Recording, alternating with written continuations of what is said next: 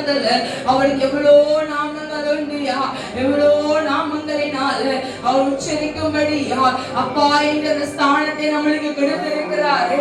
அப்பா என்று கூப்பிடும்படியா ஓலை கிருபைகளை கொடுத்திருக்கிறாரு. எல்லா வாயில தெரியாது, எல்லா வாயில தெரியாது. அப்பா இந்த கிறிஸ்துமஸ் ஆண்டவரே எங்களுக்கு இந்த நாள்ல எங்களை நிறுத்தி வைத்திருக்கிறீரே, அதற்காக உமக்கு நாங்கள் நன்றி செலுத்துகிறோம். நாங்கள் நன்றி செலுத்துகிறோம். சொல்லுங்க, நீங்க நிறுத்தி வைத்திருக்கீங்க அப்பா. இந்த பண்டிகையை நாங்கள் அப்பா குடும்பமாய் கொண்டாடும்படியா எங்களை நிறுத்தி வைத்திருக்கீங்க. அதற்காக உமக்கு நாங்கள் நன்றி செலுத்துகிறோம், நன்றி செலுத்துகிறோம், நன்றி செலுத்துகிறோம் அப்பா. அப்பா உமக்கு நன்றி.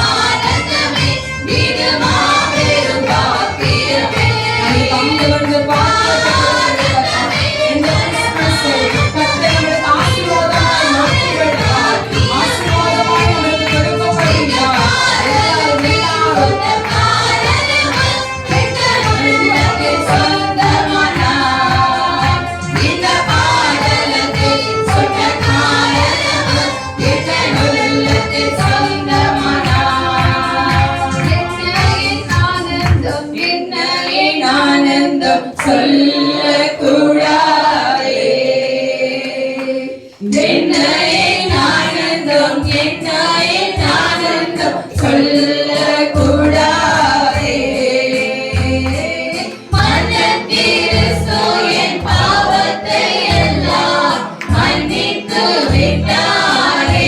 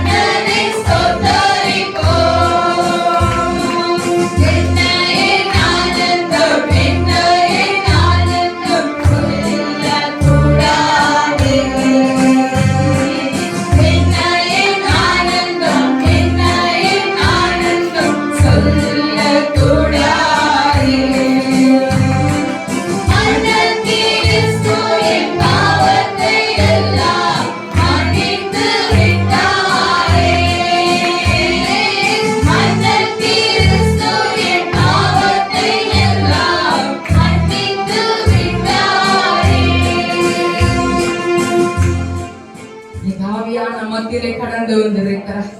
அவர் நம்ம மத்தியில் அசைவாடி கொண்டிருக்கிறார். நான் உங்ககிட்ட ஒரு கேள்வி கேட்கட்டுமா? இன்னைக்கு உங்களுக்கு பர்த்டே, கரெக்டா? இன்னைக்கு உங்களுக்கு பர்த்டே வச்சுக்கோங்க. உங்க பர்த்டே நீங்க நான் வந்து உங்களுக்கு என்ன சொல்றேன், ஹாப்பி பர்த்டே விஷ் பண்றேன். விஷ் பண்ணி முடிச்சுட்டு அடுத்த நொடியில உங்க டெத் எப்பன்னு கேட்பேனா? கேட்டா உங்களுக்கு எப்படி இருக்கும்? உங்க டெத் உங்களுக்கு எப்படி தெரியுமா? தெரியாது, கரெக்டா இல்லையா?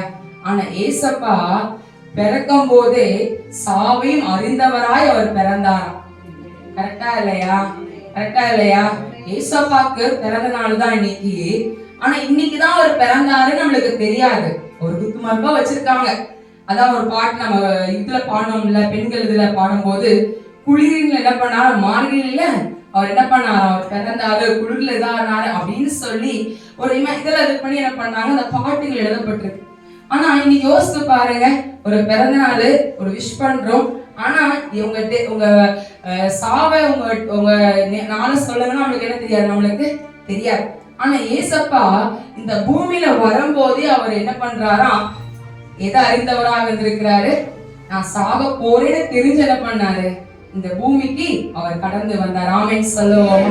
இனி ஆண்டவர் உங்களுக்கும் எனக்காகவே இந்த பூமிக்கு அவர் பிறந்தார். ஆமென் சொல்லுங்களேன், ஆமென் சொல்லுங்களேன், ஆமென் சொல்லுங்களேன். இப்ப திடீர்னு வந்து ஒருத்தவங்க வந்து ஏசப்பா பிறந்திருக்காருன்னு சொன்னா நம்புவீங்களா, நம்ப மாட்டீங்களா? நம்புவோம், நம்புவீங்க, நம்ப மாட்டீங்களா? நம்ப மாட்டோம், கரெக்டா? அப்ப நீங்க ஒரு செகண்ட் உங்க வலது கரத்தை உயர்த்தி, எனக்காக இந்த பூமிக்கு நீங்க பிறந்தீங்க, என்னோட பாவத்துக்காய், என்னோட சாபத்துக்காய், எனக்காக தான் இந்த பூமியில நீங்க பிறந்தீங்க ஏசப்பா. என்னோட பாவங்களுக்காய், என்னோட சாபங்களுக்காய், எல்லாவற்றுக்காய் நீ தகப்பனை சிலுவையில் அறைந்தவரா நீர் இருந்தீரே. எல்லா வாயில திறந்து எனக்காக நீர் திறந்தீரேப்பா, எனக்காக நீர் திறந்தீரே. நீர் பிறக்கும் பொழுதப்பா செய்தி சொல்லப்பட்டது நாங்கள் பார்க்கிறோமே. ஆண்டவரே தகப்பனே, அப்பா ஆண்டவர் உம்மை கொள்வதற்காக ஆண்டவர் ஏரோது இவ்வளவோ தகப்பனே அவன் இது காரியங்களை செய்திருக்கும் போது கூட ஆண்டவர் நீர் பிறந்தீர் அல்லவா, நீர் பிறந்தீர் சுவாமி, நீர் பிறந்தீரை தகப்பனே. அப்பா ஆண்டவர் மேய்ப்பர்களுக்கு சொல்லும் பொழுது அப்பா ஆண்டவர் அந்த நற்செய்தியை சொல்லும் போது அப்பா அவர்கள் கடந்து போனார்களே, அவர் கடந்து போய் பார்க்க வந்தார்களே அப்பா, அந்த நட்சத்திரம் ஆண்டவரை வழிகாட்டினதை நாங்கள் பார்க்கிறோமே. இன்னைக்கு நாங்க உம்முடைய பிள்ளைகளாய் நாங்க இன்னைக்கு வந்திருக்கிறோம். உம்முடைய பண்டிகையை அப்பா நீர் பிறந்த நாளை நாங்கள் கொண்டாடும்படியாய் வந்திருக்கிறோம். எங்க உள்ளத்துக்குள்ள நீ ரட்சிப்பை கொடுத்திருக்கீங்கப்பா, எங்க உள்ளத்துக்குள்ள சமாதானத்தை வச்சிருக்கீங்க. அதற்காக மக்கள் நன்றி செலுத்துகிறோம் அப்பா. இந்த உலகத்துல எவ்வளவேரோ சந்தோஷம் இல்லாம சமாதானம் இல்லாம இருக்காங்க, ஆனா நீர் எங்களை தேடி வந்து எங்களுக்கு சமாதானத்தை கொடுத்தீரே, எங்களுக்கு ரட்சிப்பை கொடுத்தீரே. நீ எனக்கு வேணும், நீ எனக்கு வேணும், இந்த குடும்பம் எனக்கு வேணும்னு சொல்லி எங்களை நீங்க தேர்ந்தெடுத்தீங்களே, அந்த உன்னதங்களுக்காக மக்கள் நாங்க நன்றி செலுத்துகிறோம். அந்த கிருபைகளுக்காக மக்கள் நாங்க நன்றி செலுத்துகிறோம். அப்பா நீ பிறகு அந்தவரை வளரும் பொழுது எவ்வளவோ காரியங்கள் அப்பா தாய் தகப்பனை கீழ்ப்படிந்தவரா ஆண்டவரே தகப்பனே, ஞானத்திலும் அறிவிலும் தகப்பனே, மனுஷ தயவிலும் தகப்பனே நீ விருத்தி அடைந்தீர் என்று நாங்கள் பார்க்கிறோமே அப்பா. ஆண்டவரே தகப்பனே உம்முடைய பிள்ளைகளாய் நாங்கள் இந்த நாள்ல ஆண்டவரே அப்பா உம்முடைய பிறந்த நாளை கொண்டாடும்படியாய் கொடுத்த இந்த நல்ல ஈவுகளுக்காக, நல்ல கிருபைகளுக்காக மக்கள் நாங்க நன்றி செலுத்துகிறோம். கிறிஸ்துமஸ்ல புது துணி வாங்குவதும் கேக் கட் பண்ணுகிறதுனாலையும் ஆண்டவரே உள்ளத்துல சந்தோஷம் வருவதல்லப்பா, உள்ளத்துல சந்தோஷம் வருவதல்ல, நீர் எங்களுக்குள் இருக்கும் பொழுது, நீர் எங்களுக்குள் இருக்கும் பொழுது எல்லாவற்றையும் முறியடித்து போட்டவரா, எல்லா அந்தகார கிரியைகளை முறியடித்து போட்டவரா, எங்களுக்குள் வந்து வாசம் செய்தவரா நீர் இன்னைக்கு இருக்கிறீரே. அதற்காக மக்கள் நாங்க நன்றி செலுத்துகிறோம், நன்றி செலுத்துகிறோம் அப்பா. ஓ நீ கொடுத்த நல்ல தகப்பனே கிருபைகளுக்காக மக்கள் நன்றி அப்பா.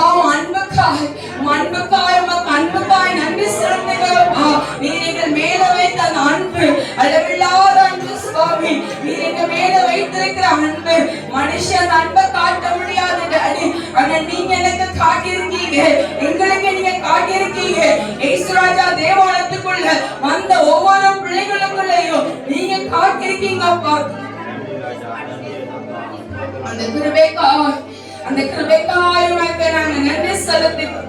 அந்த அநாதி தீர்மானத்தின்படி எங்களை அழைத்திருக்கிறீரே, அதற்காக உமக்கு நன்றி செலுத்துகிறோம். எங்களை முன்குறித்திருக்கிறீரே, அதற்காக உமக்கு நாங்க நன்றி செலுத்துகிறோம். எவ்வளோ நல்லவராய் இருந்து எவ்வளோ அளவில்லாத அன்பினால் எங்களை நிரப்புவதற்காக உமக்கு நன்றி செலுத்துகிறோம். அப்பா உமக்கு நன்றி செலுத்துகிறோம். உமக்கு நாங்க நன்றி செலுத்துகிறோம் டாடி. அப்பா அன்பா, எவ்வளோ பெரிய அன்பை எங்க மேல நீங்க வச்சிருக்கீங்க. இவ்வளவா எங்க மேல அன்பு வைத்தவர், அதற்காக உமக்கு நன்றி செலுத்துகிறோம். போற்றி துதி மனமே, இன்னும் வெத்தலையில் பிறந்தவரை போற்றி துதி மனமே. சர்வத்தையும் படைத்தாண்ட சர்வ வல்லவர், சர்வத்தையும் படைத்தாண்ட சர்வ வல்லவர். இந்த தாழ்மையுள்ள தாய்மடியில் தலை சாய்க்கலானா, இந்த தாழ்மையுள்ள தாய்மடியில் தலை சாய்க்கலானா. வெத்தலையில் பிறந்தவரை போற்றி துதி மனமே, இன்னும் வெத்தலையில் பிறந்தவரை போற்றி துதி மனமே. நித்தனமாய் அன்பு வைத்த என் பெருமானே, நித்தனமாய் அன்பு வைத்த என் பெருமானே, நாம் என்னமுடன் போய் துதிக்க ஏகிடுவோமே, நாம் என்னமுடன் போய் துதிக்க ஏகிடுவோமே. வெத்தலையில் பிறந்தவரை போற்றி துதி மனமே, இன்னும் வெத்தலையில் பிறந்தவரை போற்றி துதி மனமே. நமக்கு வந்ததற்காக எல்லா கையில தட்டி ஆண்டவருக்கு நம்ம நன்றி சொல்லுவோம். அப்பா உமக்கு நாங்க நன்றி செலுத்துகிறோம் சுவாமி. நீர் இந்த நாள் எங்களை ஒன்று சேர்த்து வைக்கிறது, இந்த பண்டிகைக்காய் உமக்கு நாங்க நன்றி செலுத்துகிறோம்ப்பா. இந்த நாள் எங்களுக்குள்ள அந்த அப்பா அந்த நற்செய்தி எங்களுக்குள்ள வைத்திருக்கிறது, அந்த ரட்சிப்பு, அந்த சமாதானம். லூக்காவின் புஸ்தகத்துல 2ஆம் அதிகாரம் 10-11 நாங்கள் பார்க்கிறோமேப்பா. எங்களுக்கு அந்த நற்செய்தி கொடுத்திருக்கிறது. ஏசாயா 9ஆம் அதிகாரம் 6ஆம் வசனத்துல உங்களுக்கு எவ்வளோ நாமங்கள் உண்டு டாடி. அந்த நாமங்களுக்காக உமக்கு நாங்க நன்றி செலுத்துகிறோம். இந்த கிறிஸ்துமஸ் பிள்ளைகளுக்கு மகிமையாய் காணப்படட்டும், பிள்ளைகளுக்கு ஆசீர்வாதமாய் இருக்கட்டும். ஆண்டவரே வியாதியிலிருந்து சுகத்தை கட்டளையிடுவீராக. பாரத்தோடு வந்திருந்தாங்கன்னா இன்னைக்கு அந்த பாரங்கள் வெளியேறட்டுமே சப்பா. சந்தோஷம் சமாதானம் பிள்ளைகளை நிரப்பும்படியா நாங்கள் செபிக்கிறோம். அப்பாவின் பொற்பாதத்துல எல்லாவற்றையும் ஒப்பு கொடுத்து நாங்கள் செபிக்கிறோம். நீங்களே ஆளுகை செய்யுங்க. மீதி இருக்கிற பகுதி அப்பாவின் கரத்தில் ஒப்பு கொடுக்கிறோம். ஆண்டவரே காணிக்க பகுதியே, ஆண்டவரே தகப்பனை செய்தியின் பகுதியே மகனை மறைத்து வெளிப்படுவீராக. உம்முடைய வார்த்தைகள் கடந்து வரட்டும். துதி கன மகிமை உமக்கே நாங்கள் ஏறெடுக்கிறோம். இயேசு கிறிஸ்துவுக்குள் ஜெபிக்கும் நல்ல பிதாவே ஆமென். ஒரு பாடலை பாடும் பொழுது கர்த்தர் என்று காணிக்கைகளை தேவ சமூகத்தில் வந்து நாம் நேர்த்தியாய் ஜெபத்தோடு வந்து நாம் படைப்போம். ஸ்டார் தோன்றது பாரு, அத பார்த்ததுமே கிறிஸ்மஸ் பாட்டு வந்தது பாரு. வானத்துல ஸ்டார் தோன்றது பாரு, அத பார்த்ததுமே கிறிஸ்மஸ் பாட்டு வந்தது பாரு. புத்தம் புதிய பாட்டு நான் பாடுவேன் அத பாட்டு, புத்தம் புதிய பாட்டு நான் பாடுவேன் அத பாட்டு. வானத்துல ஸ்டார் தோன்றது பாரு, அத பார்த்ததுமே கிறிஸ்மஸ் பாட்டு வந்தது பாரு. வானத்துல ஸ்டார் தோன்றது பாரு, அத பார்த்ததுமே கிறிஸ்மஸ் பாட்டு வந்தது பாரு. மன்னரே சுபிரந்தான் சிறுமாட்டு மொழி பிறந்தான், மன்னரே சுபிரந்தான் சிறுமாட்டு மொழி பிறந்தான். மார்கழி மாச குளிர் அது நட்ட நடுங்கியவள், வீசும் மாடை காற்று அது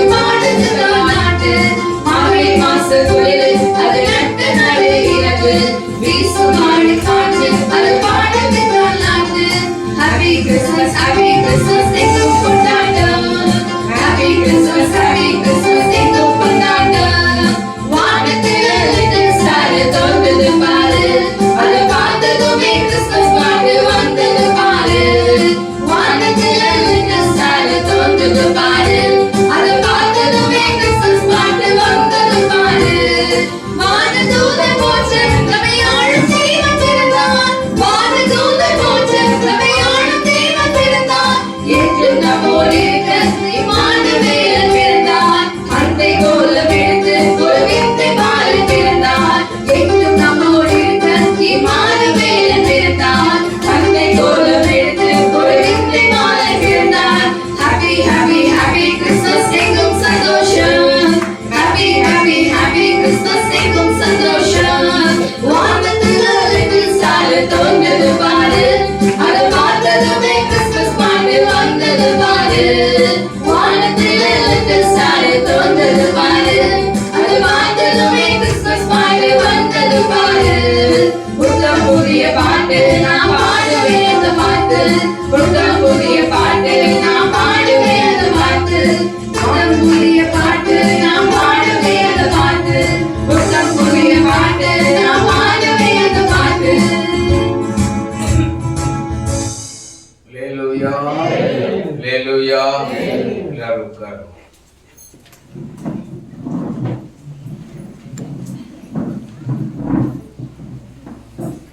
ஆண்டவரும் இரட்சகருமாக இருக்கிற இயேசு கிறிஸ்துவின் பரிசுத்தமுள்ள நல்ல நாமத்தில் திருச்சபையின் பிள்ளைகளுக்கு இரு கரம் கூப்பி நம்முடைய பிள்ளைகள் ஒவ்வொருவருக்கும் கிறிஸ்துமஸ் நல்வாழ்த்துதலை தெரிவித்துக் கொள்கிறேன்.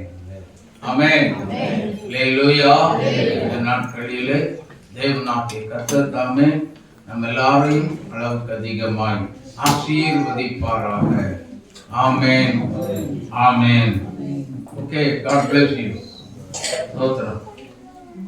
சரி, எத்தனை பேர் சந்தோஷமா இருக்கீங்க? கிறிஸ்துமஸ் பண்டிகை எனக்கு ரொம்ப சந்தோஷமா இருக்கிறேன். ஏன் சந்தோஷமா?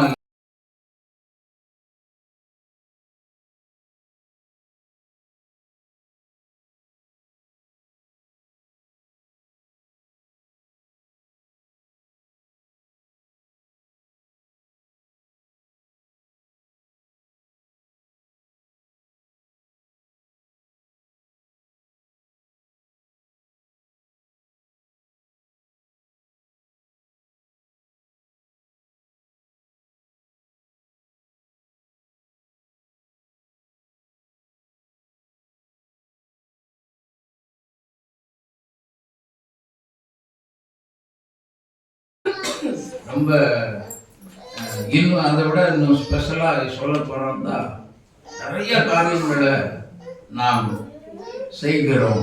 ஆனால் நம்முடைய திருப்திக்காக பர்த்டே கேக்கெல்லாம் வெட்டி கொண்டாடுகிறோம். அல்லேலூயா. ஆமாம், அதுதான் இன்னைக்கு ஒரு சிலர் என்ன பண்ணுறாங்கன்னா கிறிஸ்மஸ் என்று அது அப்படித்தான் அப்படின்னு நினைக்கிறார்கள். ஆனால் அது தவறான ஒரு காரியம். கிறிஸ்துமஸ் என்பது அதுவல்ல. கிறிஸ்துமஸ் என்றால் இயேசு கிறிஸ்து உள்ளத்தில் பிறப்பதே கிறிஸ்துமஸ். ஆமென்.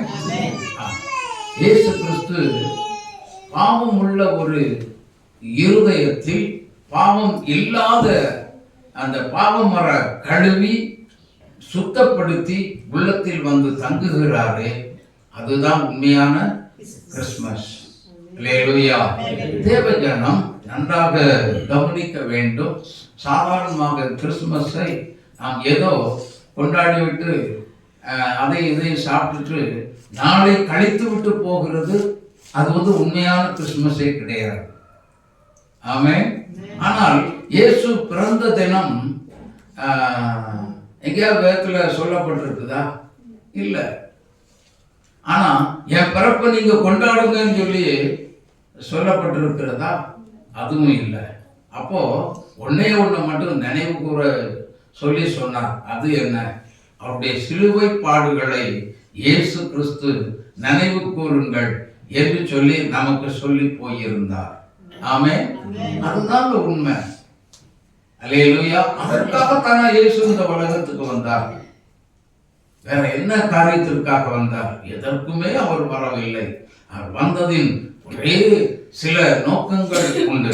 அதுல ஒரு சில நோக்கங்களை குறித்து நான் நாம் இன்றைக்கு தியானம் செய்ய போகிறோம். அதற்கு முன்பதாக ஒரு வசனத்தை வாசித்து நாம் ஒரு பாடலை பாடி நாம் நிறைவு தேவனுடைய வார்த்தைக்குள்ளாய் கடந்து போவோம். ஒரே ஒரு வசனத்தை வாசிங்க. ஏசாயா தீர்க்கதரிசன புஸ்தகம் 9ஆம் அதிகாரம் 6வது வார்த்தை. நமக்கு ஒரு பாலகன் பிறந்தார், நமக்கு ஒரு குமாரன் கொடுக்கப்பட்டார், கர்த்தத்துவம் அவர் தோளின் மேல் இருக்கும், அவர் நாமம் அதிசயமானவர், ஆலோசனை கர்த்தா, வல்லமையுள்ள தேவன், நித்திய பிதா, சமாதான பிரபு எனப்படும். கண்களை மூடி நாம் ஜெபிக்கலாம். எங்களை நேசிக்கிறதான எங்கள் அன்பு நேசரே, ஆண்டவரே, எங்களை அளவில்லாமல் பாதுகாத்து, அளவில்லாமல் நேசித்து, பராமரித்து, பாதுகாத்து, போஷித்து வழி நடத்தி வந்தவரே, பாதுகாத்தவரே, உம்மை துதிக்கிறோம். இந்த இயேசு பிறந்தார் என்கிற நல்ல செய்தியை இந்த உலகத்துக்கு எடுத்துக்காட்டாக நாங்கள் ஆண்டவரே தியானிக்க போகிறோம். இதை ஆண்டவரே, இதை வீடியோவில் பார்க்கிற, யூடியூப்ல ஒவ்வொரு பார்க்கிற பிள்ளைகள் எல்லாம் மனம் திரும்பி ரட்சிக்கப்பட்டு ஒரு எழுப்புதலுக்குள்ள வர நீர் உதவி செய்வீராக. ஆண்டவருடைய கரத்தில் ஒப்பு கொடுத்து ஜெபிக்கிறோம். பேசுங்க, வசனம் கிரியைகளை நடப்பிக்க வேண்டுமா நாங்கள் ஜெபிக்கிறோம். ஆவியானவரே வாங்கப்பா, வந்து பேசுங்க, கிரியைகளை நடத்துங்க. ஜனங்களுடைய மக்களுடைய இருதயங்களுக்கு தகுந்தவாறு நீங்க பேசுங்க, கிரியைகளை செய்யுங்க, மகிமைப்படுவீராக. இயேசுவின் நாமத்தில் பிதாவே, ஆமென், ஆமென், அல்லேலூயா. ஒரே ஒரு பாடல் நான் பாடுறேன். போப்பில்லா தேருயிரா ஜன்னிதா மேசியா ஏகமைந்தனை லோகத்துக்கு மீட்பராக அனுப்பினது அன்பின் அதிசயமா, அன்பின் அதிசயமா. ஓ பிள்ளா தீருயிரா யாவும் ஆளுமா தெய்வ மைந்தனா பாவிகளை மீட்டு விண்ணுக்குயர்த்ததம் மை எத்தனை தாழ்த்துகிறா, எத்தனை தாழ்த்துகிறா. ஓ பிள்ளா தீருயிரா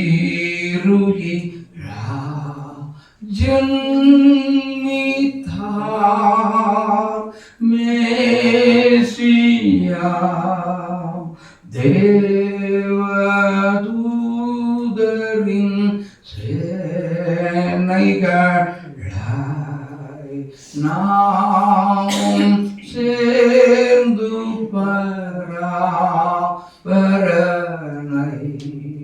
பூரிப்பாய் ஸ்தோத்தரிப்போம்,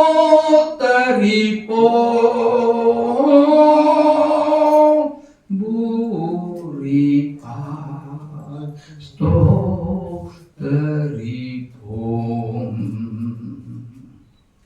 அல்லேலூயா.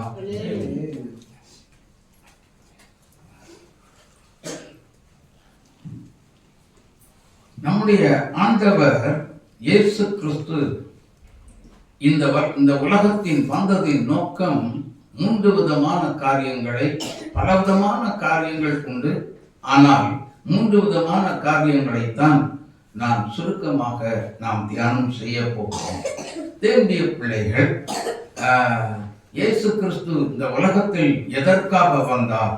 முதலாவது காரியம், மத்தேயு சுவிசேஷம் 1ஆம் அதிகாரம் 21வது வார்த்தை. அவள் ஒரு குமாரனை பெறுவாள். அவள் ஒரு குமாரனை பெறுவாள். அவர் இயேசு என்று பெயரிடுவாயாக. அவருக்கு இயேசு என்று பெயரிடுவாயாக.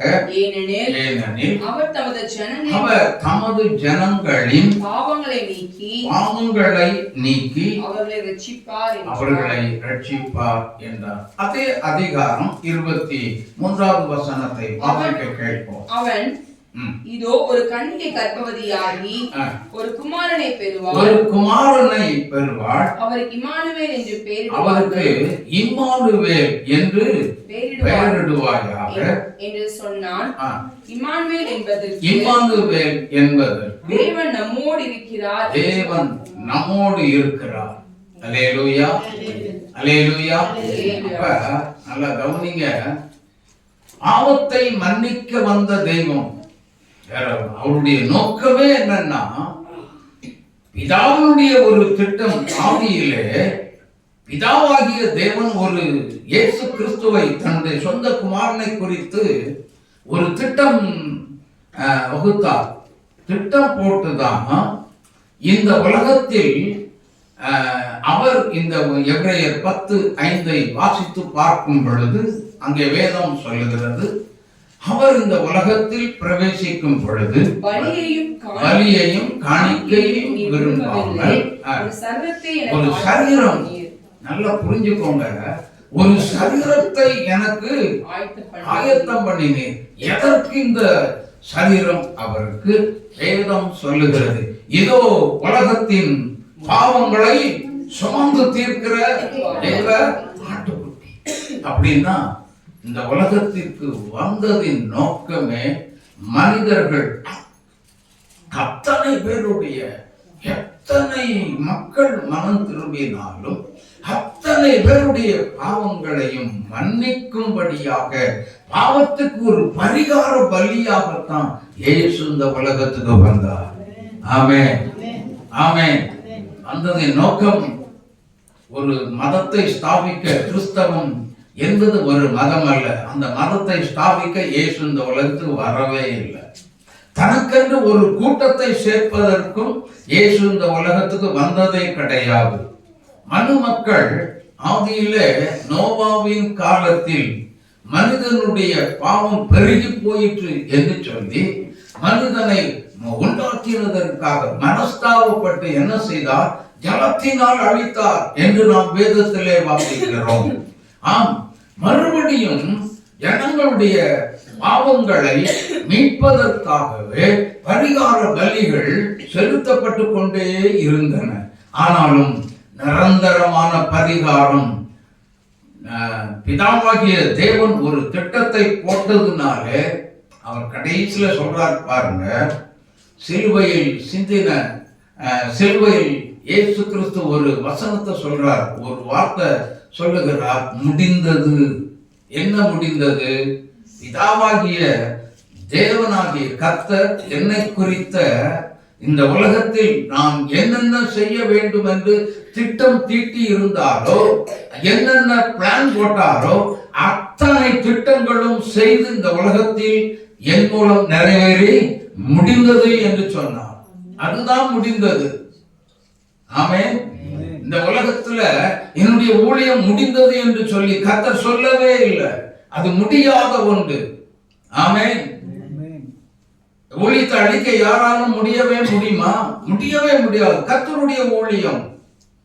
எனக்கு அன்பான தேவனுடைய பிள்ளைகளே, அப்படின்னா இன்னைக்கு இயேசு கிறிஸ்து பிறந்ததின் நோக்கமே மனிதன் சந்தோஷமாய் வாழ வேண்டும். அதனால்தான் மத்தேயு 11:28 வேதம் சொல்லுகிறது, வருத்தப்பட்டு பாரம் சுமக்கின்றவர்களே, நீங்கள் எல்லாரும் என்னிடத்தில் வாருங்கள், நான் உங்களுக்கு இளைப்பாறுதல் தருவேன் என்று கூவி அழைத்தார் அல்லவா? மனுக்குலத்தை தானே கூவி அழைத்தார். பாவம் நிறைந்த உலகம், சாபம் நிறைந்த உலகம், மரணம் நிறைந்த பூமி. எனக்கு அன்பான தேவனுடைய பிள்ளைகளே, அதனால்தான் தன்னுடைய சொந்த ஜனமாகிய இஸ்ரவேல் ஜனங்களை 400 வருஷம் எகிப்து தேசத்தில் அடிமையாக இருந்த பிள்ளைகளை அவர்களுடைய அந்த அடிமைத்தனத்தில் இருந்து நான் என்னுடைய ஜனங்களை மீட்பேன் என்று சொல்லி தேவன் வைராக்கியம் கொண்டு அவர்களை அங்கிருந்து மீட்டு கொண்டு வந்தார். அல்லேலூயா. ஒரு மீட்பின் திட்டத்தோடு தான் பிதாவாகிய தேவன் தன்னுடைய சொந்த குமாரனை இந்த உலகத்துக்கு அனுப்பினார். அல்லேலூயா. சாதாரணமாக அனுப்பவே இல்லை. ஆனபடியினால நாம் இந்த உலகத்தில் இருக்கிறது வரைக்கும் வேதம் சொல்லுகிறது. எபிரேயர் 11:12 அதிகாரம் 1வது வசனத்தில் வாசித்து பார்க்கும் பொழுது அங்கே வேதம் சொல்லுகிறது, பாவம் நம்மை நெருங்கி சுற்றி நிற்கிறது. அப்படின்னா அர்த்தம் என்னன்னா, இந்த உலகத்துக்குள்ள நாம் பாவத்தோடையே நாம் போய்கொண்டே இருக்கிறோம். நாம் எப்ப பார்த்தாலும் நம்முடைய சரீரத்தை அந்த பாவம் தொட்டுக்கொண்டே இருக்கிறது. பாவத்தை உதறி தள்ளலாம் என்று சொன்னாலும் அது தொடர்ந்து நிழலை போல நம்மை தொடர்ந்து தொட்டுக்கொண்டே தான் வந்து கொண்டே இருக்கிறது. நெருங்கி அந்த வசனத்தை படிக்கிறது தெரியும். ஆகையால் மேகம் போன்ற இத்தனை திரளான சாட்சிகள் நம்மை சூழ்ந்து நிற்க பாரமான யாவற்றையும் நல்லா புரிஞ்சுக்கோங்க, நம்மை சுற்றி நெருங்கி நிற்கிற பாவம். பாவம் ஆண்டவர் சொல்லுகிறார், நீ உதறி தள்ளிவிட்டு ஓடு என்று சொல்லுகிறார். இச்சை என்னும் பாவம் தொடர்ந்து ஈஸியாக சுலபமாக பிடித்துக் கொள்ளுகிறது. கோபம் என்னும் எரிச்சல் என்னும் பாவம், பொறாமை என்னும் பாவம் சுலபமாக ஒரு மனிதனை பிடித்து இழுத்து விடுகிறது.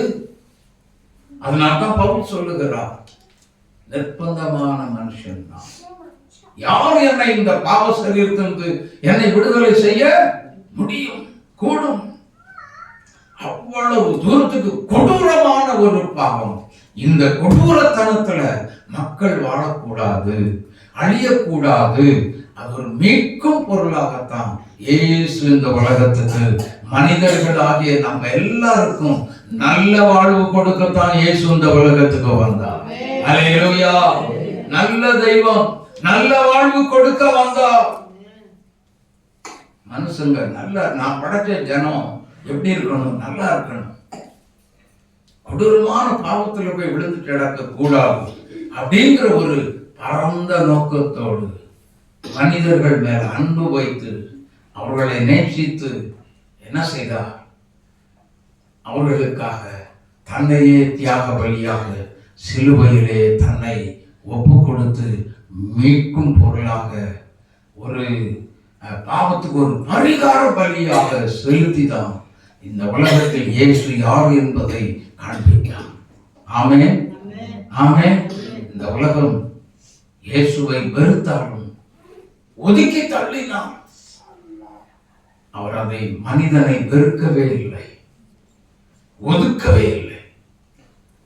நாம் சொல்லுகிறோம் அல்லவா, இயேசு உன்னை நேசிக்கிறார் என்று. அதே விதமாகத்தான் இன்று நம்ம எல்லாரும் மனுக்குலத்தை இயேசு நேசிக்கிறார்.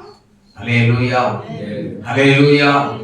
என கண்பானவர் யாரும் இன்னார் இந்த ஜனம் கிறிஸ்தவங்க இல்லாதவங்க அப்படின்னா இயேசுநாதருக்கு அந்த பாகுபாடே இல்லை. ஆமென். பாகுபாடற்றவர், பாகுபாடு இல்லாமல் மனுக்குலத்தை நேசித்து மீட்கும் பொருளாக எல்லாருக்குமே இயேசு பாவத்திலிருந்து விடுதலை கொடுக்கும்படியாக இயேசு இந்த உலகத்துக்கு வந்தார். ஆமென். யாருடைய முதலாவது யாருடைய பாவத்தெல்லாம் மன்னிச்சார் அப்படிங்கிறத பார்த்தீங்கன்னா, மத்தேயு எழுதின சுவிசேஷம் 9ஆம் அதிகாரம் 6வது வசனத்தை வாசிக்க கேட்போம். பூமியிலே பாவங்களை மன்னிக்க மனுஷகுமாரனுக்கு அதிகாரம் உண்டு என்பதை நீங்கள் அறிய நீங்கள் அறிய வேண்டும் வேண்டும் என்பதை திமிர்வாதக்காரனை திமிர்வாதக்காரனை நோக்கி நீ எழுந்து உன் படுக்கை எடுத்துக்கொண்டு உன் வீட்டுக்கு போ. அவ்வளவுதான். இந்த உலகத்துல மனுஷகுமாரனுக்கு இந்த உலகத்துல பாவங்களை மன்னிக்க என்ன உண்டு? அதிகாரம் உண்டு. மனுஷகுமாரன் அப்படின்னா மனுஷனாகவும் இருக்கிறார், அதே நேரத்தில் தெய்வத்தின் தன்மையும் கிறிஸ்துவுக்குள் உண்டு. அல்லேலூயா, அல்லேலூயா. ஏனென்றால் தெய்வத்தின் தன்மையை ஒரு இடத்தில் நாம் பார்க்கிறோம். எந்த இடத்துல தெரியுமா? இயேசு கிறிஸ்துவை அழைத்து கொண்டு ஒரு உயரமான ஒரு இடத்துல கொண்டு போய் நிறுத்தி அவரை கல்லறியோன்னு சொல்லி கல் எடுப்பாங்க, அவர் மறைஞ்சிடுவார். அதுதான் தெய்வத்தன்மை. ஆமென், ஆமென். மனுஷ தன்மை என்பது கொஞ்சம் சற்றே கோபப்பட்டிருந்திருக்கலாம் இல்லையா? ஆனா அதிலிருந்து மறைஞ்சு போக முடியுமா? முடியாது. ஆனால் அவர் அப்படித்தான். அதே போலத்தான் அது ஒரு தெய்வீக தன்மை. ஆனால் வேதம் சொல்லுகிறது அவர் மாம்சத்தில் வெளிப்பட்டார். ஆமென். நம்மை போல பாடுள்ள சரீரத்தில் கிறிஸ்து, இயேசு கிறிஸ்து வெளிப்பட்டார். அப்போ பாடுகள் அவருக்கும் இந்த உலகத்தில் இருந்தது. பாடுகள் பட்டார், கஷ்டப்பட்டார். நம்மை போல சில காரியங்கள் எல்லாம் தன்னுடைய சரீரத்திலே வேதம் சொல்லுகிறது போல நம்முடைய நோய் எல்லாத்தையுமே அவருடைய சரீரத்திலே சுமந்து கொண்டார். அதனால்தான் வியாதி உள்ள மக்களை கண்டு என்ன செய்தார்? மனது உருகினார். ஆமென், ஆமென். மனது உருக்கம் உள்ள தெய்வம். பாருங்க, இந்த பெரும்பாடு உள்ள இந்த திமிர்வாதக்காரனை பார்த்து ஆண்டவர் என்ன செய்தார்? ஒரு வார்த்தை சொன்னார், மகனே, உன் பாவங்கள் உனக்கு மன்னிக்கப்பட்டது. நல்ல ஒரு ஆறுதலா இருந்திருக்கும் நினைக்கிறீங்களா இந்த வார்த்தை? இல்லை. 4 பேர் சுமந்து கொண்டு வந்தார்களே, ஓட்டை குறித்து அப்படியே கீழே இறக்கினார்களே, திறப்பாக்கி இறக்கினார்களே, என்ன செய்திருப்பார்கள்? எப்படியாவது தொட்டு ஆண்டவர் நீ சுகமாக போப்பா அப்படின்னு சொல்லுவாரு நினைச்சா, பாவம் மன்னிக்கப்பட்டதுன்னு சொல்றாரு அப்படின்னு யோசித்து இருப்பாங்க, நினைச்சிருப்பாங்க. பலவிதமான யோசனைகள் எல்லாம், ஏன் இவர் பாவத்தை மன்னிக்கணும்னு சொல்றாரு? பாவங்களை மனுஷருக்கு இந்த உலகத்தில் பாவங்களை மன்னிக்கும் அதிகாரம் உண்டு என்று தெரிஞ்சது எல்லா மக்களும் தெரிந்து கொள்ளணும் அப்படிங்கிறதுக்காகத்தான் இயேசு கிறிஸ்து அவனை பார்த்து, நீ என்ன செய்த? உன் பாவங்கள் உனக்கு மன்னிக்கப்பட்டது. சரி, அப்ப ஏன் அவர் ஆண்டவர் ஒரு வியாதிக்காக வேண்டி ஜெபி அவரை குணமாக்குவதற்காக வந்த ஆண்டவர்கிட்ட கொண்டு வந்தாங்க? ஏன் அந்த வார்த்தை சொன்னார் அப்படின்னா, அப்படி வியாதிக்கு காரணம் என்ன தெரியுமா? பாவம். அல்லேலூயா, அல்லேலூயா. எனக்கு அன்பான தேவனுடைய பிள்ளைகளே, இதே விதமா நல்லா கவனிங்க. இதே விதமாகத்தான் நம்முடைய சொந்த சரீரத்துல எத்தனை பல வருஷங்கள் உங்களுடைய சரீரத்துல வியாதியை நீங்கள் சுமந்து கொண்டு இருக்கலாம்.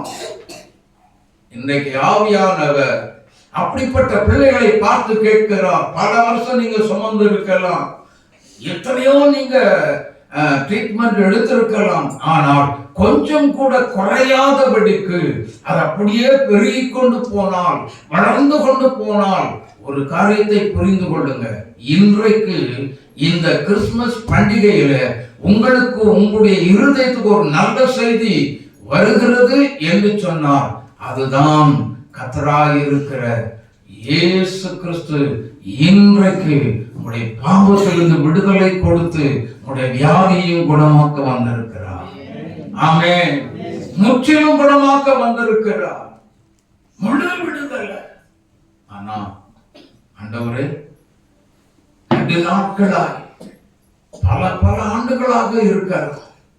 ஆனால் அந்த வியாதியெல்லாம் இயேசுவுக்கு ஒண்ணுமே கிடையாது. நீங்க சொல்லணும், ஏசப்பா இந்த வியாதிக்கு காரணம் என்னுடைய பாவம் தான். இந்த பாவத்தை என்னை விட்டு என்ன செய்யுங்க, நான் விட்டுறேன்.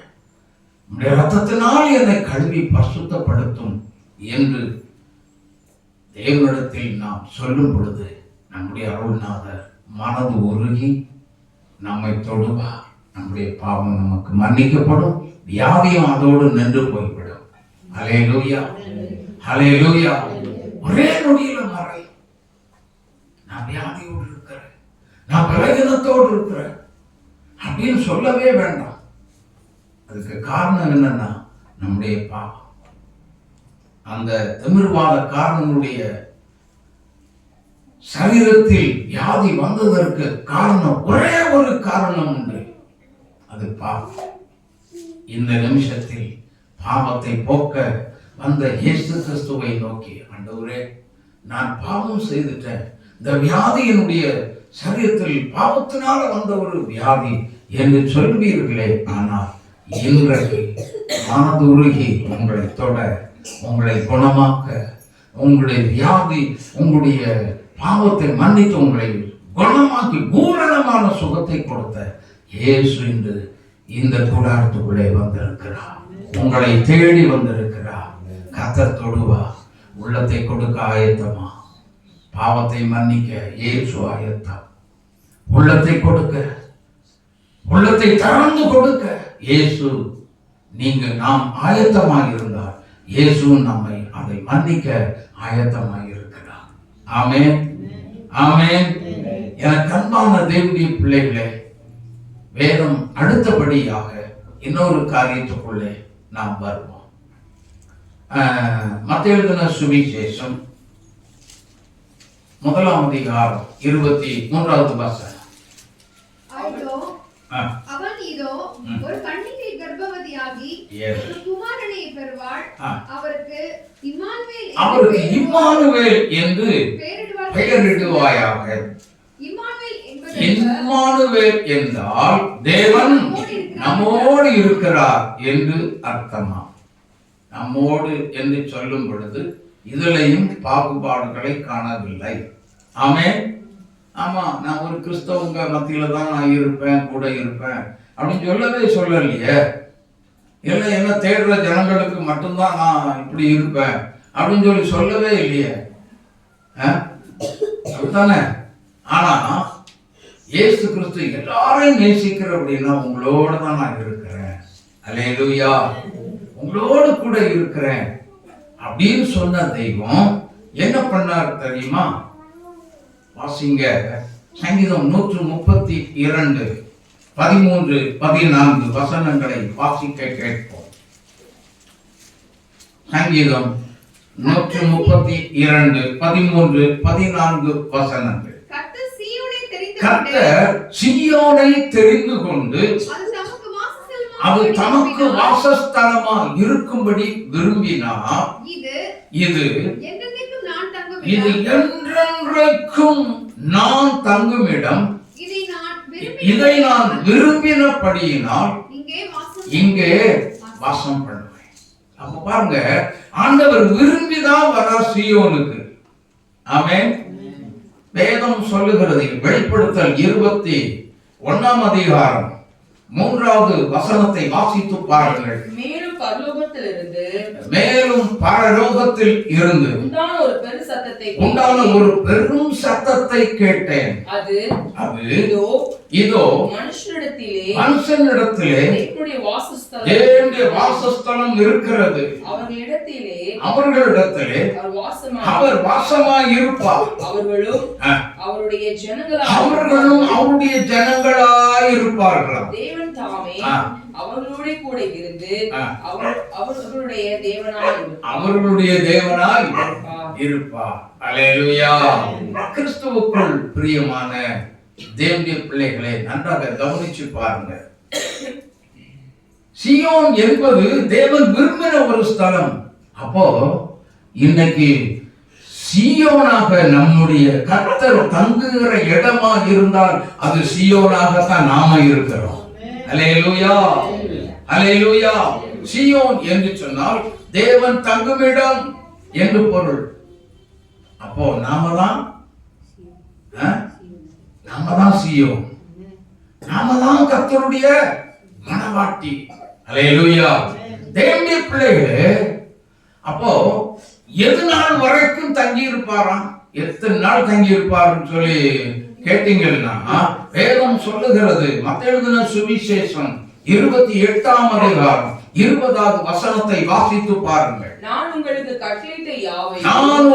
கட்டளையிட்ட யாவையும் அவர்கள் கைக்கொள்ளும்படி அவர்களுக்கு உபதேசம் பண்ணுங்கள். இதோ உலகத்தின் முடிவு பரியந்தம் சகல நாட்களிலும் நான் உங்களோடு கூட இருக்கிறேன். ஹல்லேலூயா, ஹல்லேலூயா. எனக்கு அன்பான தேவனுடைய பிள்ளைகளே, நம்மோடு கூட இருக்கிற கர்த்தர் இயேசு கிறிஸ்து என்ன சொல்லுகிறார் தெரியுமா? ஏசாயா தீர்க்கதரிசன புஸ்தகம் 41ஆம் அதிகாரம் 13வது வசனத்தை வாசித்து பாருங்கள். உன் தேவனாய் இருக்கிற கர்த்தராகிய நான் உன் வலது கையை பிடித்து பயப்படாதே, நான் உனக்கு என்ன செய்யறேன்? துணை நிற்க, கூடவே இருக்கேன்னு சொல்றாங்க. அல்லேலூயா. என்ன ஒரு அருமையான ஒரு நல்ல ஒரு தெய்வம். நான் உன் கூடவே துணையாத்தான் இருக்கிறேன் அப்படின்னு அர்த்தம் என்ன? என் கூட தான் இருக்கிறார், எனக்குள்ளதான் இருக்கிறார். உள்ள இருந்துதான் என்ன சொல்றாரு? பயப்படாத, நான் உனக்கு என்ன செஞ்சிருக்கிறேன்? உன் வலது கரத்தை பிடிச்சிருக்கிறேன். You don't afraid. நீ பயப்படாதே என்று சொல்லுகிறார். என்ன ஒரு ஆறுதலான ஒரு வார்த்தை. ஆமென். பயம் வேண்டாம், கலக்கம் வேண்டாம். யோசுவா 1ஆம் அதிகாரம் 5வது வசனத்தை வாசித்து பாருங்கள். அங்கே வேதத்திலே என்ன சொல்லி இருக்கிறார்? நான் யோசுவாவை பார்த்து சொல்லுகிறார், நான் மோசேயோடு கூட இருந்தது போல நான் உன்னோடும் இருப்பேன். என்ன அதோடு நான் நிற்கல. நான் உன்னை விட்டு விலகுவதும் இல்லை, உன்னை கைவிடுவதும் இல்லை அப்படின்னா எவ்வளவு தீர்க்கமாக சொல்லுகிறார். அன்னைக்கு யோசுவாவை பார்த்து சொன்ன தேவன் இன்னைக்கு நம்ம எல்லாரையும் பார்த்து சொல்றாரு, நான் உன் கூட இருப்பேன், நான் உன்னை விட்டு விலகவே மாட்டேன், உன்னை கைவிடவே மாட்டேன். உலகம் அழிஞ்சாலும் நீ உயிரோடு இருக்கிற நாள் வரைக்கும் நீ எனக்குள்ள இருந்தேன்னா நான் உன்னை என்ன செய்வேன்? உன் கூடவே இருப்பேன். அல்லேலூயா, அல்லேலூயா. பிரியமான தேவனுடைய பிள்ளைகளே, அப்படின்னா இன்னைக்கு நம்முடைய தேவனாகிய கர்த்தர் இயேசு கிறிஸ்து அவர் மிகவும் பெரியவர், அவர் நல்லவர், நம்மை நேசிக்கிற தெய்வம். அல்லேலூயா, அல்லேலூயா. எனக்கு அன்பான கர்த்தருடைய பிள்ளைகளே, இன்னைக்கு ஆவியானவர் சில காரியங்களை பேசுறார் அப்படின்னு சொல்லி சொன்னா சும்மா ஒண்ணும் பேசவே மாட்டார். ஆமென். நம்மோடு கூட இருந்த தேவன். ஆபிரகாமை கைவிட்டாரா? ஏசாவுக்கு பயந்து, அண்ணனுக்கு பயந்துதான் யாக்கோபு தன்னுடைய மாமா வீட்டுக்கு ஓடுனா. யாக்கோபை கைவிட்டாரா? இல்ல. சரி, சேஷ்ட புத்திர பாகத்தை அலட்சியம் பண்ணுங்க ஏசாவைத்தான் கைவிட்டாரா? அவனையும் கைவிடல. எனக்கு அன்பானவர்களே, ஒரு தீமை செய்துட்டான், ஒரு தப்பு செய்து விட்டான் என்று சொல்லி நம்மை வெறுத்து நம்மை பகைத்து ஒதுக்கி விடுகிற கர்த்தர் நம்முடைய ஆண்டவர் அல்ல. ஆமென். அவர் எப்படிப்பட்டவர்னா, என்னதான் தவறு செய்தாலும் நான் பெற்ற பிள்ளை அல்லவா, நான் நேசிக்கிறேன் என்று சொல்லி அன்பு பாராட்டி மனதார உள்ளத்தின் ஆழத்திலிருந்து நேசிக்கிறது உள்ளான அன்பு. ஆமென். எனக்கு அன்பான தேவனுடைய பிள்ளைகளை, அந்த ஒரு அன்பை குறித்து ஒரு சில வசனத்தை நம்ம வாசிக்கலாம். வாங்க, லூக்கா எழுதின சுவிசேஷம் 15ஆம் அதிகாரம்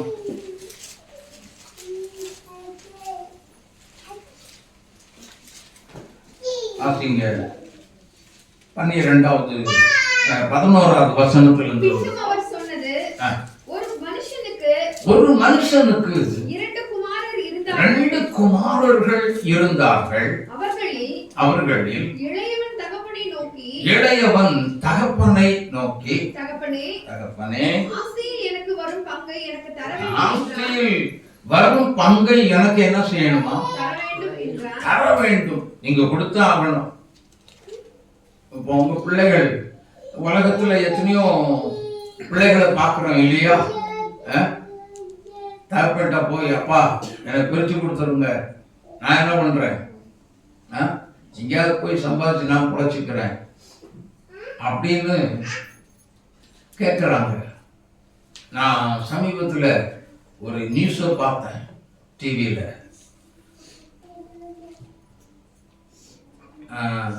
டிவியில் தான் பாருங்க, தகப்பனார் தான் பிள்ளைகளுக்காக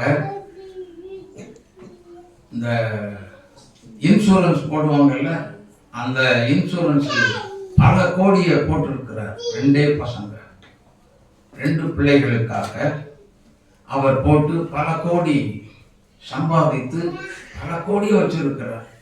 ஆனால் கடைசி நாட்கள் நெருங்க அவர் சொன்னார், என்ன சொன்னார் தெரியுமா? தன் பிள்ளைகள் எல்லாம் கூப்பிட்டு, எப்பா, நான் இப்படி உங்களுக்கு இன்சூரன்ஸ் மூலமா பல கோடி பணம் சேர்த்து வைத்திருக்கிறேன். நீங்க என்ன செய்யணும்? அதை எடுத்து சந்தோஷமா என்ன செய்யணும்? ஜாலியா எவ்வளவு சந்தோஷமா இருக்க முடியுமோ இருந்து கொள்ளுங்கள் என்று பிள்ளைகளிடத்தில் சொல்லிவிட்டு அவருடைய வேலையை கவனித்துக் கொண்டிருந்தார். ஆனால் பிள்ளைகளுடைய மைண்டு, குறுக்கு புத்தி எப்படி பாருங்க, இதை எப்படா இப்ப எடுக்க முடியாது. தகப்பனார் இறந்ததை வச்சு உடனே இன்சூரன்ஸ் கிளைம் பண்ணிடலாமே அப்படின்னு சொல்லி ஒரு பிளான் பண்ணாங்க. என்ன தெரியுமா? ஒரு கட்டுக்குரியின் பாம்பை பிடிச்சிட்டு வந்தாங்க. பாருங்க, தகப்பனார் மேல, தூங்கி கொண்டிருந்த தகப்பனார் மேல போட்டாங்க. போட்டு அது நெளிய ஆரம்பிச்சோடனே பிடிச்சி தகப்பனாரை கடிக்க வச்சாங்க. 3 கொத்து கொத்திச்சு. தகப்பனாரும் இறந்தார். கடைசியில் தகப்பனார் இறந்த எல்லா விதமான காரியங்களை முடித்து விட்டு கடைசியில் கொண்டு போய் இன்சூரன்ஸ் கிளைம் பண்ணுவதற்கு கொடுத்திருக்கிறார்கள். ஆனால் நேற்று வரைக்கும் நல்லா இருந்தவர் எப்படி இருந்திருப்பார்? இன்சூரன்ஸ்காரனுக்கு டவுட், ஒரு சந்தேகம் எழும்பியது. ஆகவே இன்சூரன்ஸ்காரன் என்ன பண்ணா அப்படின்னா, காவல்துறையில் கம்ப்ளைண்ட் கொடுத்தார். கொடுத்ததுமே காவல்துறையினர் வந்து விசாரித்தனர். 2 பேருமே அண்ணனும் தம்பி தனித்தனியா விசாரிச்சதுல முன்னுக்கு பின்னா பேச ஆரம்பிச்சிட்டாங்க. அவர்களுக்கும் சந்தேகம் வந்தது. கடைசியில் அவன் சொன்னான், பெரியவன் மூத்தவன் சொல்றான், என்னுடைய தகப்பனாரை கொண்டது நாங்கள் தான். எப்படியப்பா கொண்டீர்கள்? இப்படித்தான் கொண்டோம். கடைசியில் 1 பைசா கூட அந்த எல்ஐசியில் இருந்து அவங்களால எடுத்து தகப்பனுடைய சொத்தை எடுத்து அனுபவிக்க முடியாமல் போய்விட்டது. யோசித்து பாருங்கள். இவ்வளவு கொடூரமாய் மனிதனுடைய பாவம் மிதமின்றி போய்விட்டது. ஒரு கட்டுப்பாடே இல்லை. இனி வரும் நாட்களில் எப்படி இருக்கும் என்று நினைக்கிறீர்களா? பணம் பணம் என்று சொல்லி மனிதன் பேயாய் மாறிவிடுவான். எந்த நிமிஷத்தில் என்ன வேண்டுமானாலும் நடக்கலாம் பணத்திற்காக. ஆகவே இப்படிப்பட்ட காரியங்கள் எல்லாம் தேசத்தில் ஒளிந்து போவதற்காக ஜெபிப்பது நம்முடைய கடமை. ஆமென், ஆமென். எனக்கு அன்பான கர்த்தருடைய பிள்ளைகளே, அப்படியானால் நன்றாக நீங்க கவனித்து பாருங்க. ஆவிக்குரிய வாழ்க்கையில அதான் 2 குமாரர்கள் இருந்தார்கள். ஒருவன் என்ன செய்தான்? அப்பாட்ட போய் எல்லாமே வாங்கிக்கொண்டு தூர தேசத்துக்கு போனான். தூர தேசத்துக்கு போனவன் உடைய நிலைமை நன்றாய் இருப்பான் என்று. ஆனால் தகப்பனோ தைரியமா சொல்லி கொடுத்திருப்பார், கட்டாயமா நீ இவ்வளவு தூரம் போக வேண்டாப்பா, நீ என் கூடவே இரு. எத்தனை வேலைக்காரங்களப்பா, உன் நிலைமையே நீ பார், எவ்வளவு டிப்டாப்பா இருக்கிற, நீ தன்னந்தனியா போக வேண்டாம். எவ்வளவோ ஆலோசனை சொல்லி இருந்திருக்க கூடும். அத்தனை உதறி தள்ளிவிட்டு ஓடி போய்விட்டான். தகப்பனுடைய பாசத்தை மறந்து, தாயின் அன்பை மறந்து அவன் ஓடி போனான். வெளியில் போய் வேதம் சொல்லுகிறது, அநேக கெட்ட நண்பர்கள் அவனுக்கு சேர்ந்தார்கள். தன்னுடைய பணத்தை எல்லாவற்றையும் எல்லாமே செலவழிந்து போயிற்று. ஆனால் தண்ணீர் இல்லாத குளத்தில் எப்படி பறவைகள் வராமல் போகுமோ அதே விதமாகவே பணம் இல்லை என்று சொன்னவுடன் இவனை தேடி ஒருவரும் வரவே இல்லை. உயிருக்குயிராயிருந்த நண்பர்கள் கூட கடைசியில் கைவிட்டு விட்டு போய்விட்டார். வழி தெரியாமல், திசை தெரியாமல் எங்கு போவது, இந்த ஊருக்குள்ள என்னுடைய நண்பர்களை தவிர யாரும் எனக்கு பழக்க வழக்கம் இல்லை என்று புலம்பினார். கடைசி அந்த ஊரில் ஒரு குடியானவனிடத்தில் போய் ஒட்டினான். அவனோ பன்றிகளை வைப்பதற்கு விட்டான். எவ்வளவு பெரிய ராஜ அரண்மனையில இருந்தவன், சுகபோகமாய் வாழ்ந்தவன். பசி என்றால் தெரியாது, பட்டினி என்றால் தெரியாது, பஞ்சம் என்றால் தெரியாது. அவ்வளவு சுகமாய் வாழ்ந்தவன், ராஜ போகமாய் வாழ்ந்தவன். அவனுடைய நிலைமையை பாருங்க, பரிதாபம். பசிக்கு பன்றியினுடைய தவிட்டு எடுத்து திங்க போறான். அந்த அடிக்கிறான் முதலாளி, நான் பண்ணித்தாண்டா வச்சேன், உனக்கு வைக்கல. யோசித்து பாருங்க, பசி ஒரு பக்கம், பட்டினி ஒரு பக்கம், வேதனை, கண்ணீர் ஒரு பக்கம். ஐயோ, என்னுடைய தகப்பனுடைய வீட்டில் எத்தனையோ வேலைக்காரர்கள் இருக்கிறார்களே, நான் பசியினால் வாடுகிறேனே. தகப்பன் என்ன செய்தாராம்? வாசித்து பாருங்க.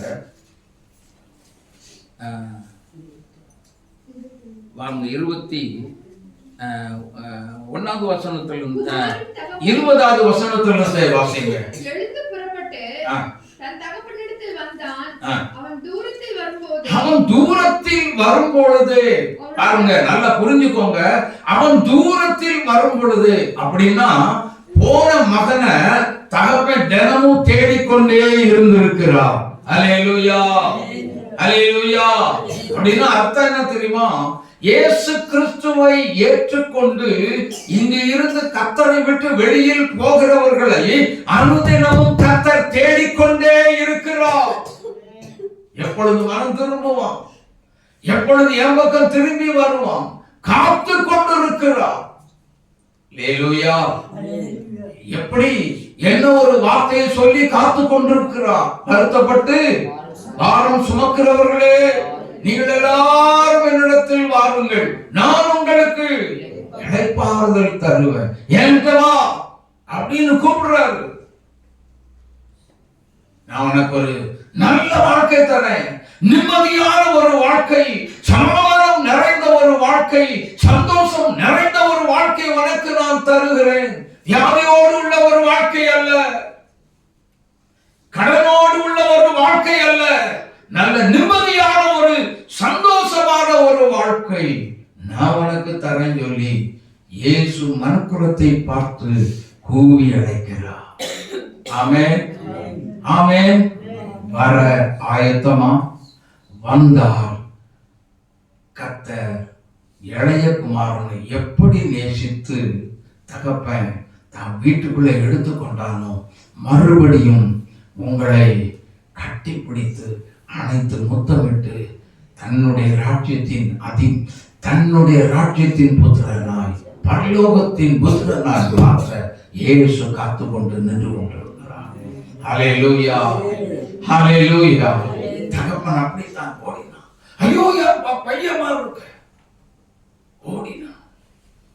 மார்போடு அணைத்துக் கொண்டான், முத்தமிட்டான். என் மகன் காணாமல் போனான், அவன் திரும்பவும் காணப்பட்டான். எல்லோரும் என்னோடு கூட சந்தோஷப்படுங்கள் என்று சொன்னான். பாடுவோமா? மார்போடு அணைப்பாரே மனக்கவலை தீர்ப்பாரே. மார்போடு அணைப்பாரே மனக்கவலை தீர்ப்பாரே. ஒரு தாய் தேற்றுவது போல் என் நேசர் தேற்றுவார். ஒரு தாய் தேற்றுவது போல் என் நேசர் தேற்றுவார். ஒரு போதும் கைவிடார், ஒரு நாளும் விலகிடார்.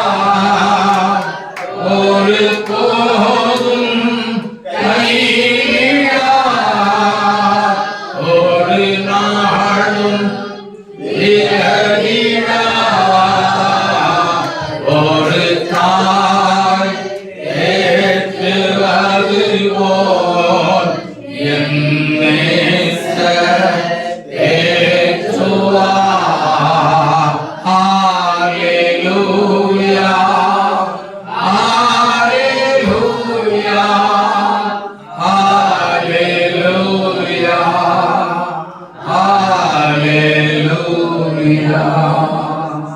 ஹல்லேலூயா. ஹல்லேலூயா, ஹல்லேலூயா. அங்க இளையகுமாரன் தகப்பனை ரெண்டு பேரும் சந்திச்சாங்க. அவருடைய இளையகுமாரனுடைய நிலைமை மாறியது, வாழ்க்கை மாறியது. ஆமென். எல்லாமே தலைகளாக மாறியது. அழுக்கும் கந்தையும் குப்பையுமாய் வந்தவனை ஒரே ஒரு காரியம், இவனுடைய ட்ரெஸ் எல்லாம் காட்டுங்க, இவனுக்கு ஒரு நல்ல வஸ்திரம், உயர்ந்த வஸ்திரத்தை கொடுங்க. பாருங்க, என்ன ஒரு ஆச்சரியம். ஆனா சொத்தை அழிச்சான், சொத்தை அழிச்சு போட்டான். நீ வேண்டாம் போயான்னு சொல்லிட்டு போனான், வெறுத்துதான் போனான், தகப்பனை ஒதுக்கி விட்டு போனான். அவர் அதை நினைக்கவே இல்லை. ஆமென். நினைக்காதபடி ஐயோ என்னுடைய பிள்ளை என்று மார்போடு அணைத்துக் கொண்டு அவனை தன்னுடைய இல்லத்தில் கொண்டு போய் இவனை முதலாவது குளிப்பாட்டுங்க, கைக்கு ஒரு மோதிரத்தை போடுங்க, ட்ரெஸ்ஸை போடுங்க, மெல்லிய வஸ்திரம் கொடுங்க, எல்லாவற்றையும் கொடுங்க. ஆமென், ஆமென். உங்களுக்கும் அப்படியே செய்வார். உங்களை தூர ஒதுக்கி விட்டு அனாதையாய் விட்டு விட்டு போடுகிற நம்முடைய ஆண்டவர், நம்முடைய தேவன் அவர் அல்ல. அவர் மார்போடு அணைத்து உங்களையும் அவர் முத்தமிடுவார், உங்களை ஆசீர்வதிப்பார். தேவ சமூகத்தில் அடிக்கடி அடிக்கடி வந்து காணப்படுகிற பிள்ளைகளை ஒருவோடு கைவிடுகிற தேவன் அல்ல. ஆமென். அவர்களை நேசித்து அன்பு பாராட்டி அவர்களை மார்போடு அணைத்துக் கொள்வார். எத்தனை சந்தோஷம், எத்தனை மகிழ்ச்சி. அல்லேலூயா. கவலைப்படாதிருங்கள். ஒருவேளை அப்படிப்பட்ட சூழ்நிலையில் தகப்பனும் தாயும் கைவிட்டிருக்கலாம், நீங்கள் தனி மனிதனாக நின்று கொண்டிருக்கலாம், நீங்கள் தனியாளாய் இந்த உலகத்தில் நீங்கள் நின்று கொண்டு நான் இனி இந்த உலகத்தில் எப்படி வாழப் போகிறேன், இந்த உலகத்தில் இனி எனக்கு வாழ்வு உண்டா என்று சந்தேகத்தோடு இருக்கிற பிள்ளைகள் யாராக இருந்தாலும் சரி, ஆவியானவர் சொல்லுகிறார், நான் இருக்கிறேன், உனக்கு வாழ்வு கொடுங்க. ஹல்லேலூயா, ஹல்லேலூயா. நீ சஞ்சலப்பட வேண்டாம், நீ கவலைப்பட வேண்டாம். ஏன்னா இதனால் வரைக்கும் தகப்பன் கூட இருந்தேன், தாய் கூட இருந்தேன், எங்க அம்மா அப்பா கூட இருந்தேன். இப்பொழுது நான் தனியாக நின்று கொண்டிருக்கிறேன். கண்ணீரோடு நீ வந்திருக்கிறாயா? அன்பு சகோதரனே, இயேசு உன்னை நேசித்து உன் அருகில் வந்து உன்னை அனைத்து முத்தமிட உன் அருகில் வந்திருக்கிறார். ஹல்லேலூயா, ஹல்லேலூயா. கவலையே படாதீங்க. இயேசு கிறிஸ்து அடுத்தது எதற்கு வந்தார்? வாசிக்க கேட்போம். அப்போஸ்தலர் 10ஆம் அதிகாரம் 38வது வார்த்தை. நசரேயனாகிய இயேசுவை தேவன் பரிசுத்த ஆவியினாலும் வல்லமையினாலும் அபிஷேகம் பண்ணினார்.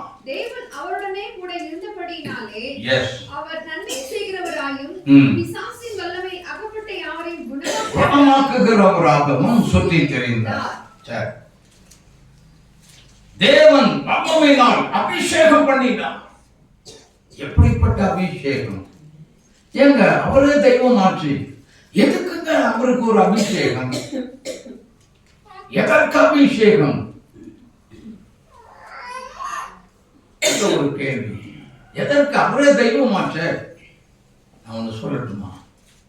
மாம்ச சரீரத்தில் மாம்சத்தில் வெளிப்பட்ட தேவகுமாரன் மாம்சத்தில் இந்த சரீரத்தில் மனுக்குல பாவங்கள் எல்லாம் சுமந்து தீர்ப்பதற்காகவே இப்படிப்பட்ட ஒரு அபிஷேகம் தேவை. ஹல்லேலூயா, ஹல்லேலூயா.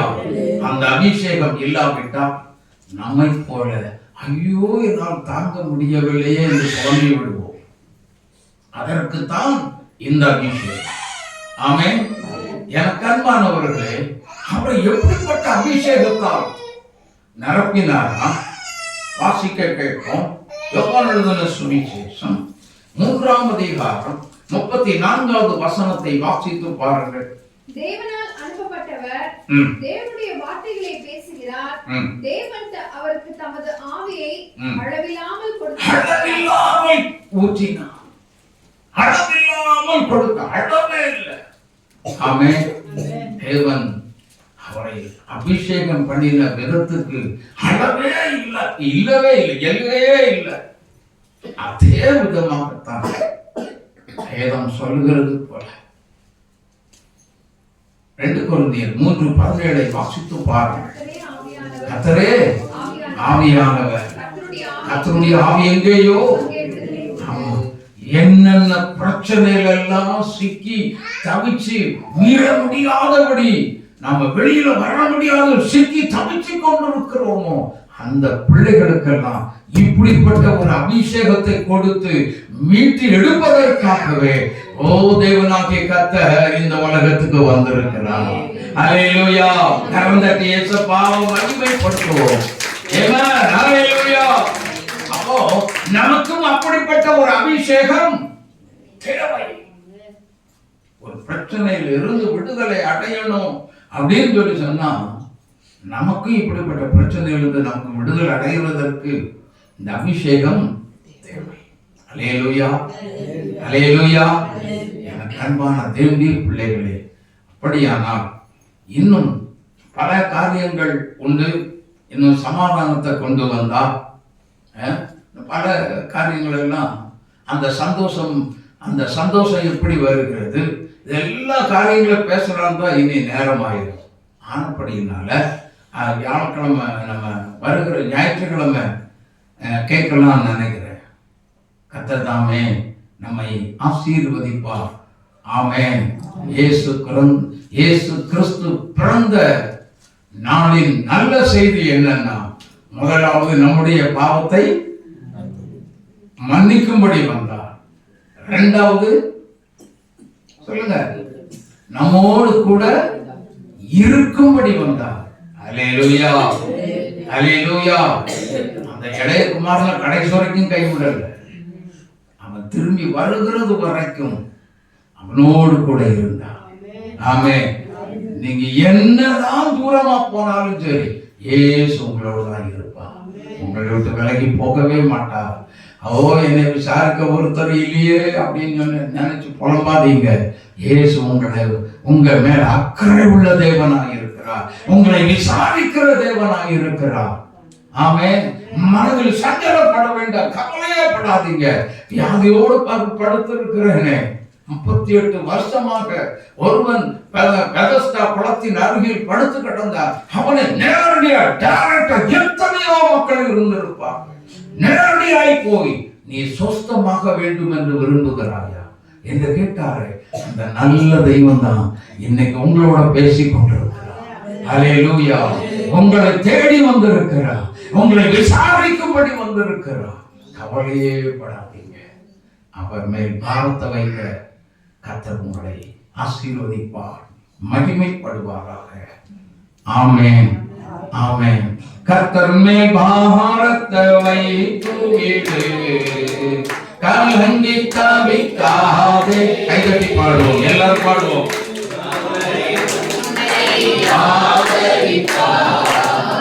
அதிசயம் செய்வார், பாரத்தை வைத்து விடு, கலங்கி தவிக்காதே. அவரே உம்மை ஆதரிப்பார், அதிசயம் செய்வார். நீதிமான் தள்ளாட விட மாட்டார், நித்தமும் காத்து நடத்திடுவார். நீதிமான் தள்ளாட விட மாட்டார், நித்தமும் காத்து நடத்திடுவார். கர்த்தர் மேல் பாரத்தை வைத்து விடு, யாவரும் எழுந்திருக்கலாம். கலங்கி தவிக்காதே. அவரே உம்மை ஆதரிப்பார், அதிசயம் செய்வார். கர்த்தர் நம் சார்பில் இருக்கும்போது நமக்கு எதிராய் நிற்பவன் யார்? கர்த்தர் நம் சார்பில் இருக்கும்போது நமக்கு எதிராய் நிற்பவன் யார்? கர்த்தர் மேல் பாரத்தை வைத்து விடு, கலங்கி தவிக்காதே. அவரே உம்மை ஆதரிப்பார், அதிசயம் செய்வார். நீதிமான் தள்ளாட விட மாட்டார், நித்தமும் காத்து நடத்திடுவார். நீதிமான் தள்ளாட விட மாட்டார். எல்லாரும் உற்சாகமா கைதட்டி பாடுவோம்.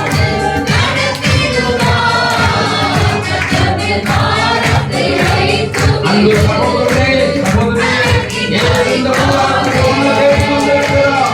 இந்த அதிகாரத்தை தேடி வந்திருக்கிறோம். ஆண்டவர் மேல பாரத்தை வைங்க.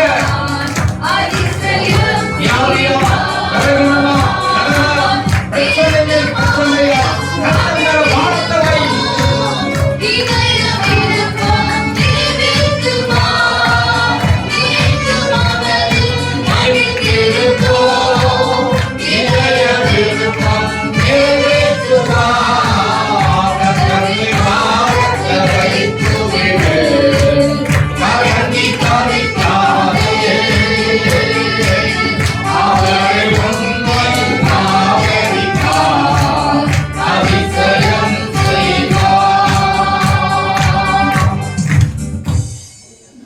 சொல்லலாமா? பாரத்தெல்லாம் இறக்கி வைக்கலாமா?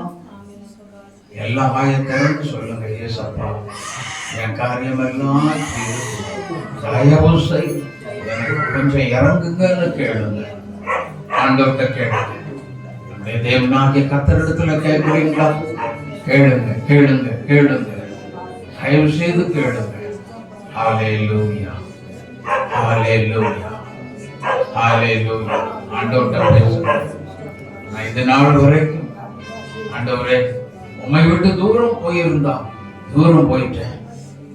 தூரம் போகிறதுன்னா அர்த்தம் என்ன தெரியுமா? வேதத்தை வாசிக்காம ஜெபிக்காம இருக்கிறதா தூரம் போகிற அனுபவம். எத்தனை பேர் இப்படி இருக்கிறீர்கள்? இன்றைக்கு மனம் திரும்புவோம். இன்றைக்கு நீ மனம் திரும்ப. தொழில நஷ்டம் வருது, கஷ்டம் வருதுன்னா இதுதான் பிரச்சனை, பாடு வருது அப்படின்னா இதுதான். நாளை கடன் தொல்லையை தாங்க முடியல, இயேசுவே எனக்கு இறங்கும். என் மேல் மனம் உருகும் என்று சொல்லி கேட்டுங்க. வாயை திறந்து கேட்கிறீங்களா? வாய் திறந்து கேட்டுங்க.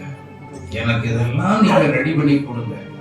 நான் உங்களை விட்டு தூரம் போக மாட்டேன், நீங்களும் என்னை விட்டு தூரம் போக கூடாது ஆண்டவரே, எனக்குள்ளே வாசமாக இருந்து என்னை நடத்துங்கப்பா அப்படின்னு உங்களுடைய வாழ்க்கையை ஒப்பு கொடுக்கலாமா? உங்களுடைய வாழ்க்கையை நீங்க ஒப்பு கொடுங்க.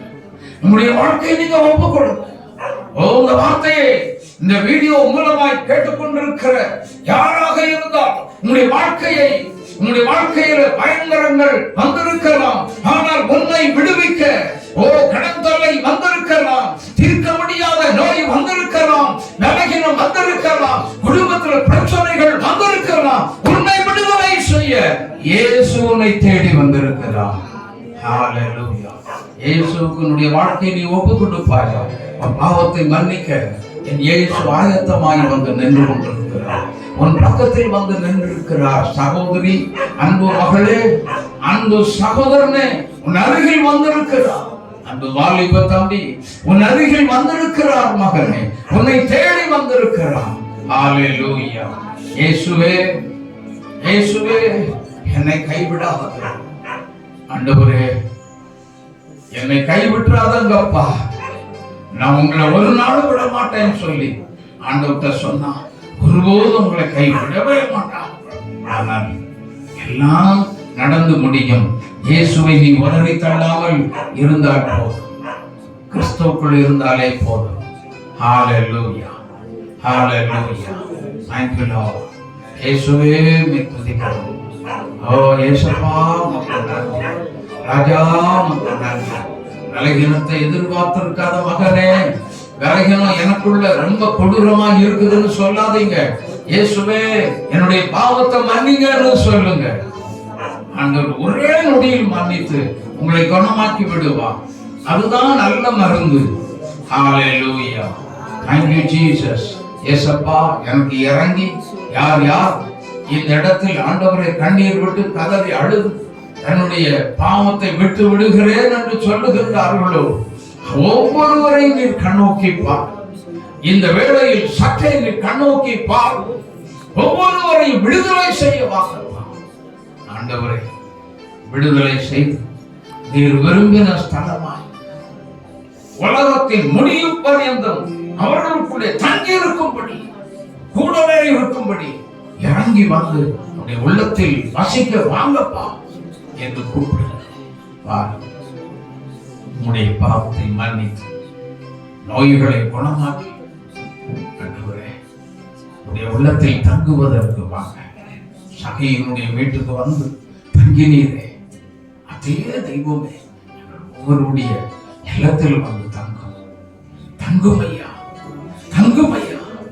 இவனும் ஆபிரகாமின் குமாரனாக இருக்கிறார் என்று சொன்ன அந்த வார்த்தை உடைய வாழ்க்கையில் நிறைவேறி தங்கும் ஐயா.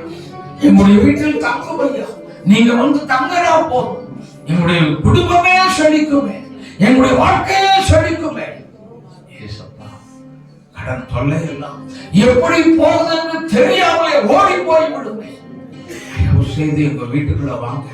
எல்லாம் கூப்பிடுகிறேன், எல்லாம் கூப்பிடுங்க. இருதயத்துல கை வச்சு இயேசுவே, ஆண்டவரே, கடன் தொல்லையில் பாடுகிறேன், சிக்கி தவிக்கிறேன், என்னால மீள முடியல, எனக்கு வியாபாரமும் சரியில்லை ஆண்டவரே, வழி தெரியாமல் நான் திசை தெரியாமல் என்று புலம்பிக் கொண்டிருக்கிறேன். தெய்வமே, எனக்கு இறங்கும், எனக்கு இறங்கும், எனக்கு இறங்கும் என்று கூப்பிடுகிற பிள்ளைகளுக்கு இன்றைக்கு நிச்சயமா பதில் வரும், நிச்சயமா பதில் கொடுக்க இயேசு உங்கள் அருகில் வந்திருக்கிறார்.